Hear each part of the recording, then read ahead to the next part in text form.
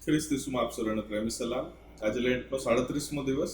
નિયુક્ત શાસ્ત્ર પાઠ લુકની લખેલી સુવાર્તા તેનો 23મો અધ્યાય અને 27 કલમથી આગળ આ પ્રમાણે લખેલું છે કે લોકો તેમજ રડનારી તથા વિલાપ કરનારી સ્ત્રીઓ, સંખ્યાબંધ માણસો તેમની પાછળ પાછળ ચાલતા હતા.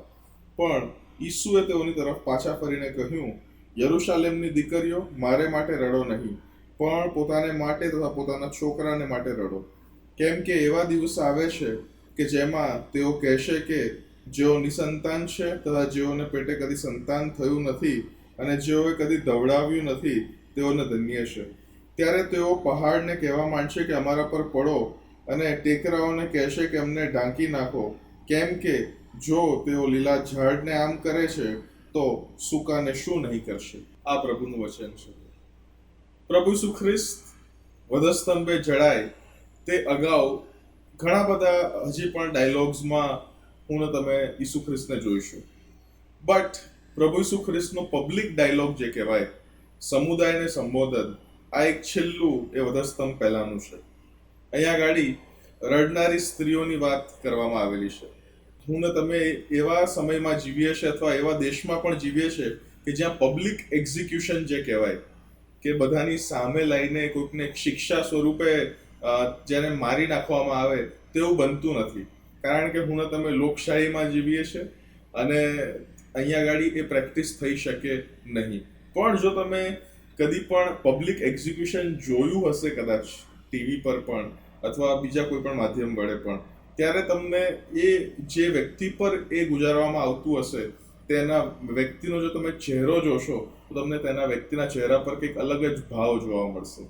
પ્રભુ ઈસુ ખ્રિસ્તના સમયની અંદર જ્યારે એ યહૂદી લોકો રોમન સામ્રાજ્યની અંદર પોતાનું જીવન વિતાવતા હતા, રોમન સામ્રાજ્ય તેમની ઉપર રાજ કરતું હતું, ત્યારે અલગ અલગ પ્રકારે એમને પબ્લિક એક્ઝિક્યુશન ની એક શિક્ષા પણ હતી કે જેની અંદર લોકોની સમક્ષ યહૂદી આગેવાનોએ ઈસુ ખ્રિસ્ત પર રાજદ્રોહનો આરોપ મૂક્યો હતો.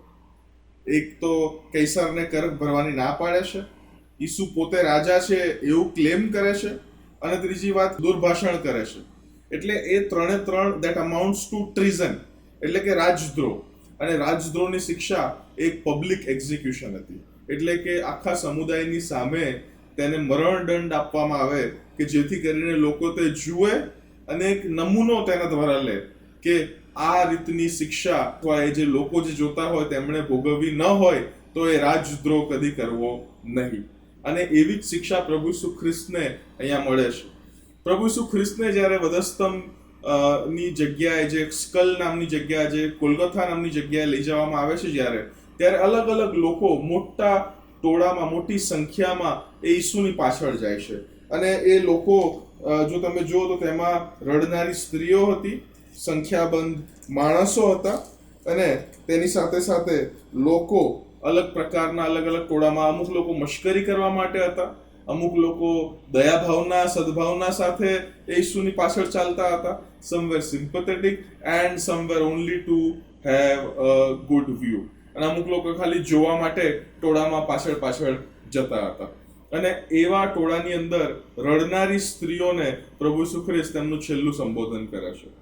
પ્રભુ ઈસુ ખ્રિસ્ત એમના સંબોધન દ્વારા એ સ્ત્રીઓને કહેવા માંગે છે કે Jesus Christ at this moment doesn't need your sympathy. પ્રભુ ઈસુ ખ્રિસ્તને તમારી સિમ્પથીની જરૂર નથી. પ્રભુ ઈસુ ખ્રિસ્ત કહે છે કે તમે મારા માટે ન રડો, પરંતુ તમે પોતાના છોકરાને માટે રડો. You cry for your own children. જો હજી એક નવો નજરિયો જો તમારે જોવો હોય તો તમે એ પણ ધ્યાનમાં રાખો કે પ્રભુ ઈસુ ખ્રિસ્ત જ્યારે આ વાત એ સ્ત્રીઓને કહી રહ્યા છે ત્યારે પ્રભુ ઈસુ ખ્રિસ્તની પાછળ બીજો એક વ્યક્તિ બળજબરીથી એમનો વધસ્તંભ ઉચકીને પણ ચાલી રહ્યો છે. યસ, સિમોન કુરેનીની વાત કરી રહ્યો છું. અને સિમોન કુરેની પણ આ વાત સાંભળે છે. અને આગળ હું તમે જોઈએ છે કે માર્ક તો પર્પસફુલી, માર્કની સુવાર્તાની અંદર એ રૂફસ અને એલેક્ઝાન્ડર, કે જે રૂફસ જે સિમોન કુરેનીના દીકરા હતા તેમનું નામ પણ લખે છે. સિમોન કુરેનીએ કદાચ આ વાતને બહુ સિરિયસલી લીધી હતી. તમે મારી માટે નહીં, એટલે કે ઈસુ માટે નહીં, પણ પોતાના છોકરાઓને માટે રડો. Have burden for them. પ્રભુ ઈસુ ખ્રિસ્ત ખરેખરમાં એ 70ની સાલમાં જે મંદિરનો નાશ થવાનો છે તેની આગાહી સ્વરૂપે આ વાતો ફરી એકવાર કહી રહ્યા છે. જો તમે 21મો અધ્યાય ખોલો, 21મા અધ્યાયની અંદર તેની 20 થી 24 કલમની અંદર તે વાતને વધુ સ્પષ્ટતાના ધોરણે લખવામાં આવેલી છે. 20મો અધ્યાય 20 થી 21 આ પ્રમાણે લખેલું છે કે જ્યારે યરૂશાલેમને ફોજોથી ઘેરાયેલું તમે જોશો ત્યારે જાણજો કે તેનો ઉજ્જડ થવાનો સમય પાસે આવ્યો છે. ત્યારે જેઓ યહૂદિયામાં હોય તેઓ પહાડોમાં નાસી જવું, જેઓ શહેરમાં હોય તેઓ બહાર નીકળી જવું, અને જેઓ સીમમાં હોય તેઓ શહેરમાં આવવું નહીં, કેમ કે એ વેર વાળવાના દિવસો છે, જેથી જે લખેલું છે તે બધું પૂરું થાય. તે દિવસોમાં જેઓ ગર્ભવતી હશે તથા જેઓ દવડાવતી હશે તેઓને અફસોસ છે, કેમ કે દેશ પર મોટી વિપત્તિ અને આ લોકો પર કોપ આવી પડશે. તેઓ તરવારની ધારથી માર્યા જશે અને ગુલામ થઈને બધા દેશોમાં લઈ જવામાં આવશે, અને વિદેશીઓના સમયો પૂરા નહીં થાય ત્યાં સુધી યરૂશાલેમ વિદેશીઓથી ખૂંદી નંખાશે. પણ ખરેખરમાં આ જે મંદિરના વિનાશની વાત અહીંયા લખેલી છે, that is also just a trailer મારા વાલાઓ. તે પણ એક શરૂઆત જ છે. તો તમે પ્રકટીકરણનું પુસ્તક તેનો 6થો અધ્યાય તમે ખોલો તો 6થા અધ્યાયની અંદર 12 થી 17 વચનમાં આ પ્રમાણે લખેલું છે, that is the greater picture. જ્યારે તેણે 6ઠી મુદ્રા તોડી ત્યારે મેં જોયું તો મોટો ધરતીકંપ થયો, અને સૂર્ય વાળના કામડા જેવો કાળો થઈ ગયો, અને આખો ચંદ્ર લોહી જેવો થઈ ગયો, અને જેમ ભારે પવનથી અંજીરી હાલી ઉઠે છે અને તેના કાચા ફળ તૂટી પડે છે, તેમ આકાશમાંના તારાઓ પૃથ્વી પર પડ્યા. વળી આકાશ વાળી લીધેલા ઓડિયાની જેમ જતું રહ્યું, અને દરેક પહાડ તથા બેટને પોતપોતાના ઠેકાણેથી ખસેડવામાં આવ્યા. જગતના રાજાઓ, મોટા માણસો, સેનાપતિઓ, શ્રીમંતો, પરાક્રમીઓ, દરેક દાસ સ્વતંત્ર એ તમામ ગુફાઓમાં તથા પહાડોમાં ખડકને ઓથે સંતાઈ ગયા. તેઓ પહાડોને તથા ખડકોને કહે છે કે અમારા પર પડો, અને રાજ્યાસન પર બેઠેલાની નજર આગળથી તથા હલવાનના કોપથી અમને સંતાડો, કેમ કે તેઓના કોપનો મોટો દિવસ આવ્યો છે, અને કોનાથી ઊભું રહેવાય. પ્રભુ ઈસુ ખ્રિસ્ત એ સ્ત્રીઓને કહેશે કે તમે મારી માટે નહીં પણ પોતાના સંતાનોને માટે રડો. અને ત્યાં પ્રભુ ઈસુ ખ્રિસ્ત આગળ કહેશે કે એવા સમયો આવે છે કે જેઓ નિસંતાન, જેઓના પેટે સંતાન થયું નથી, જેઓ કદી ધવડાવ્યું નથી, તેઓને ધન્ય છે. ત્યારે તેઓ પહાડોને કહેવા માંડશે કે અમારી પર પડો, ટેકરાઓને કહેશે કે અમને ઢાંકી નાખો. કેમ? કારણ કે એ પ્રકટીકરણ 6 અને 17 પ્રમાણે, કેમ કે તેઓના કોપનો મોટો દિવસ આવ્યો છે, અને કોનાથી ઊભું રહેવાય. પ્રભુ ઈસુ ખ્રિસ્ત જ્યારે અલ્ટિમેટ ઈશ્વરના કોપનો પ્યાલો પીવા જઈ રહ્યા છે, ત્યારે he understands the gravity and the intensity of that cup of the wrath of God. પ્રભુ ઈસુ ખ્રિસ્ત એ આગળ બીજી એક વાત કહે છે કે it is important for us to have faith in Jesus Christ. આગળ છેલ્લી કલમની અહીંયા ગાડી 31મી કલમમાં લખે છે કે કેમ કે જો તેઓ લીલા ઝાડને આમ કરે છે તો સૂકાને શું નહીં કરશે. અહીંયા ગાડી લીલા અને સૂકા ઝાડ એ બંને ઇમેજરીને પ્રભુ ઈસુ ખ્રિસ્ત મારીને તમારી સામે મૂકે છે. લીલું ઝાડ એટલે કે પ્રભુ ઈસુ ખ્રિસ્ત પોતે, જે નિષ્કલંક તારણહાર મારાના તમારા છે, જેમણે કદી પાપ કર્યું નથી, ખોટું કર્યું નથી, ઈશ્વરની નજરમાં સાચા રહ્યા છે, ન્યાયી રહ્યા છે. જો લીલા ઝાડને એટલે કે નિર્દોષ ઈસુ સાથે પ્રભુનો કોપ આવી રીતના આવતો હોય તો હું ને તમે તો પાપી છીએ. જો હું ને તમે પ્રભુ ઈસુ ખ્રિસ્તના ન્યાયપણાને ઓઢી નહીં લઈએ, જો તેના પર વિશ્વાસ નહીં કરીએ, પાપોનો પસ્તાવો નહીં કરીએ, ઈસુ જેવા બનવાનો યત્ન નહીં કરીએ, તો મારા વાલાઓ, હું અને તમે એ સૂકા ઝાડને સમાન છે.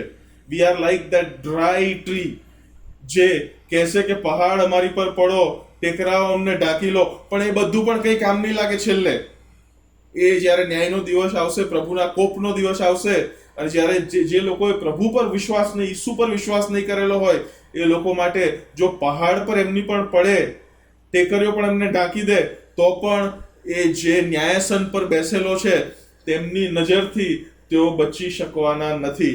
It is a very grave warning. આ બહુ મોટી ચેતવણી ઈસુ ખ્રિસ્ત મને તમને અહીંયા આપી રહ્યા છે. પ્રભુની સુવાર્તાને, પ્રભુના ક્રુસારોહણને, પ્રભુના એ બલિદાનને મારે તમારે ટેકન ફોર ગ્રાન્ટેડ લેવું જોઈએ જ નહીં. આ પેઢી, આપણા પછીની પેઢી, ત્યારબાદની પેઢી, એ પેઢી દર પેઢી પ્રભુનું જે સુવાર્તા છે એ મારે તમારે એટલી જ સિરિયસલી પાસ ઓન કરવાની જરૂર છે મારા વાલાઓ.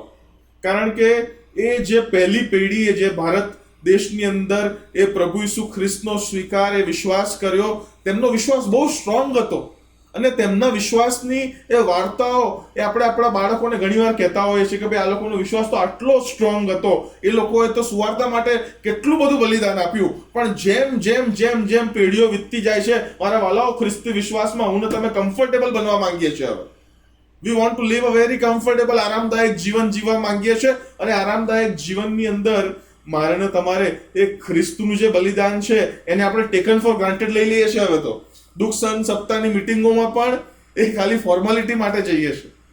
ઘણી બધી જગ્યાએ ટીકા તો ન કરવી જોઈએ, વી શુડ નોટ ક્રિટિસાઇઝ, પણ ઘણી બધી જગ્યાએ ઇટ ઓલ લુક્સ કે બધો કપડાનો ખેલ છે. પ્રભુના બલિદાનને મારે ને તમારે લાઇટલી લેવું જોઈએ નહીં. ઘણી બધી વાર એ પ્રભુ ઈસુ ખ્રિસ્તના ક્રુસારોહણને આપણે ઇમોશનલી લઈ લઈએ છીએ, આપણે રડવા લાગીએ છીએ. પણ આર વી ફીલિંગ પીટી ફોર જીસસ? શું પ્રભુ માટે આપણે દુઃખી થઈએ છીએ? દયા આવે છે પ્રભુ પર? ઈસુ પર દયા આવે છે? ઈસુ તો એ વધસ્તંભની આણમાં એ મને ને તમને ઢાંકે છે. ઈસુનું એ બલિદાન એ મને ને તમને બચાવે છે. પ્રભુ ઈસુ ખ્રિસ્ત જાણતા હતા કે આ જે દુઃખ છે વધસ્તંભ પરનું તે ક્ષણિક છે, કારણ કે ત્યારબાદ જે મહિમા તેમનો થનાર છે ઇટ ઇઝ ઇનકમ્પેરેબલ. એ બંનેની તુલના કરી થઈ શકે નહીં. મારા વાલાઓ, પ્રભુ ઈસુ ખ્રિસ્ત એ ગ્રેટર પિક્ચરને જોવે છે. મારે ને તમારે પણ એ ઈસુ પર દયા રાખવાની જરૂર નથી, દયા કરીને બે આંસુ ટપકાવવાની જરૂર નથી. પણ એથી વિશેષ મારે ને તમારી આપણી પોતાની પેઢી અને આપણા પછીની પેઢીઓને આપણે કેવી રીતના એ સુવાર્તાની સિરિયસનેસને સમજાવીએ તેની પર વધારે મારે ને તમારે આર્ટિક્યુલેટ કરવાની અને વિચાર કરવાની જરૂર છે. કારણ કે એવા સમયો આવે છે કે એ બધી વસ્તુઓ બહુ અઘરી બનવાની છે. It is all going to be very difficult to sustain. It is going to be very difficult to remain in our faith. મારા વાલાઓ, ઈસુની સુવાર્તાને, ઈસુના બલિદાનને, ઈસુના ક્રુસારોહણને હું ને તમે લાઇટલી લઈએ જ નહીં. વધસ્તંભ તરફની વધસ્તંભ ભણીની યાત્રાની અંદર પ્રભુ ઈસુ ખ્રિસ્ત છેલ્લું પબ્લિક જે સ્પીચ આપે છે તે આ વિષય પર આપે છે. Don't cry for me, cry for your children. મારા વાલાઓ, મને તમને પણ એવું કહેવા દો અને મારી પોતાની જાતને પણ મારે આ કહેવું જોઈએ કે આપણી પેઢી, આપણા પછીની પેઢી, એના પછીની પેઢી, do we shed tears for them, કે પ્રભુની સુવાર્તાને તેઓ પણ એટલી જ સિરિયસલી લે. Let us have this burden. આવો આપણે આ બોજને આપણા પર રાખીએ, આપણા હૃદયો પર રાખીએ, કે જેથી કરીને હું ને તમે નોમિનલ ક્રિશ્ચિયન્સ એટલે કે નામધારી ખ્રિસ્તીઓ ન બની જઈએ, પણ ખરા અર્થમાં, સાચા અર્થમાં ખ્રિસ્તને અનુસરનારા ખ્રિસ્તીઓ બનીએ. મારા વાલાઓ, લેટ અસ બી વેર, કારણ કે અઘરા સમયો આવી રહ્યા છે અને અઘરા સમયોની અંદર it is hard to sustain. પ્રભુનું વચન, એ ખ્રિસ્તનું જીવન અને એની સુવાર્તા મને તમને ટકાવી રાખશે. પણ જો એ સુવાર્તાનો બેઝ જ નહીં આપીએ ને આપણા પછીની પેઢીઓને, it is all going to be very different, very difficult and very deadly. Let us beware. હું તમે ચેતી જઈએ અને હજી પણ સમય છે, પાછા વળી જઈએ. પ્રભુ આપ સર્વને આશીષ આપે. આમેન.